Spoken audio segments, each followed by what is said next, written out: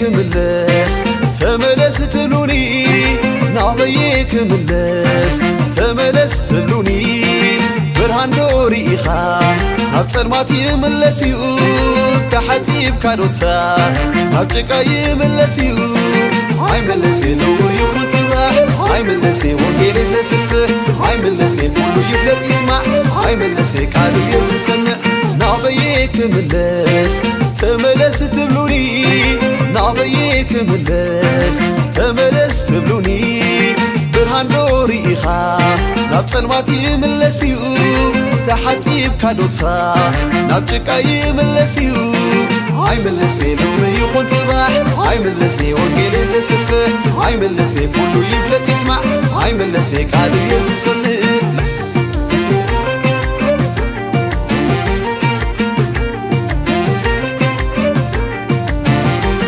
ተመሊስለይ ሕቶይ ተመሊሱለይ ብጎይታይ ረኺበዮ የመድሕነይ ዓጊቡ ኣሎ ዝውሽተይ እንታይ ጎዲሉኒ እሞ ንቤቱ ኣነ ክገድፎ ተሰማሚዑኒ ኣሎ የሱስ የብሉን ጎደሎ ከምዝናተይ ይርከበኩም የሱስ የሱስ ዘብለኩም ንበልዋነ ዝዓለም መንሓን ክትረኽቡ ዘለዓለም ኣነሲ ኣነሲ ኣነሲ መሪፄ መሪፄ ዝሕሸኒዋ ኣነሲ ኣነሲ ኣነሲ መሪፄ መሪፄ ዝሕሸኒዎ ናበይ ክምለስ ተመለስ ትብሉኒ ናበይ ክምለስ ተመለስ ትብሉኒ ብርሃን ዶሪኢኻ ናብ ጸልማት ይምለስ እዩ ተሓጺብ ካዶታ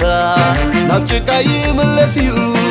ኣይመለስ ሎሙ ይኹን ጽባሕ ኣይመለስ ወንጌል ዘስፍሕ ኣይመለስ ኩሉ ይፍለጥ ይስማዕ ኣይመለስ ቃሉ የዝሰምዕ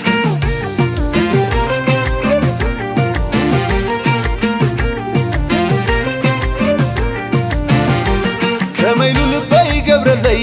ክጠልሞ ነዝፍቀርየ እንዲ ጸቢቑ ናብራይ ንዓይ ስሕሸኒ ጐይታይ ኩሉ ኸንትዩ ኸንትዩ ንብረት ናይ ዓለም ጠፋእዩ የሱስ ይበልጽ ካብ ኩሉ ዘይውዳእ ፍቕሩ ምሕረቱ ተመለስ ኣይትበሉኒ መሪፀየ ዘዋጣኒ ኣይትሕሰቡ ክትፈልዩኒ ካብታ ናይ የሱስ ሰይፍቕሪ ኣነሲ ኣነሲ ኣነሲ መሪፄ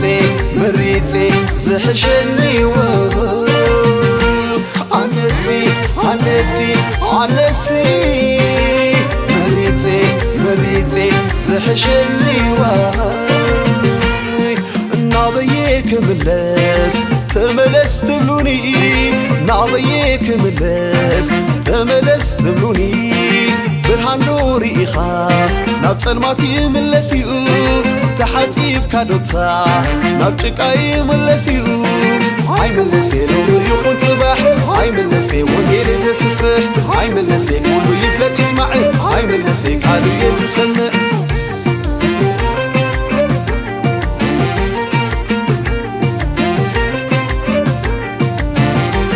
በሪሁ ለዩ በሪሁ ብጐይታ የሱስ ወጊሑ ሰላመይ ተመሊሱ እዩ ልበይ ብጐይታ ዓሪፉ እዩ እንተ ደኸምኩ ምስ የሱስ እንተ በርታዕኩ ምስ የሱስ ንስዩ ንዓይ ዝውሓስ ንስዩ ንዓይ ዝኽሕስ ሓቀኛ ኣምላኽ ረኺቤ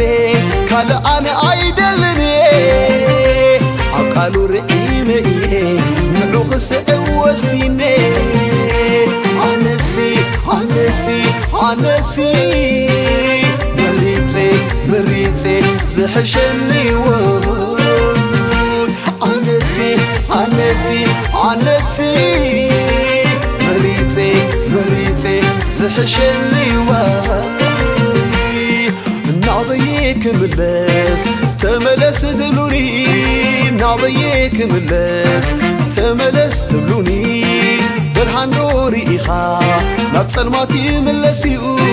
ተሓጺብ ካዶታ ናብ ጭቃ ይምለስ እዩ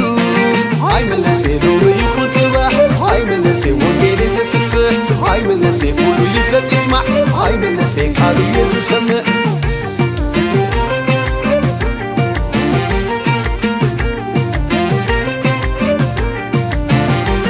ኣይትበሉን ተመለስ መሪጠዮ የነ ኢየሱስ ንስበይንዩ ዝምልስ ንስበይንዩ ዝፍውስ ኣይመለሴ ንድሕሪት ክቕጽል እየ ንቕድሚት ክነብር እየ ብህይወት ኣይሕዘንን ጸልማት ሞት ትማልሎ ምን ዘለዓለም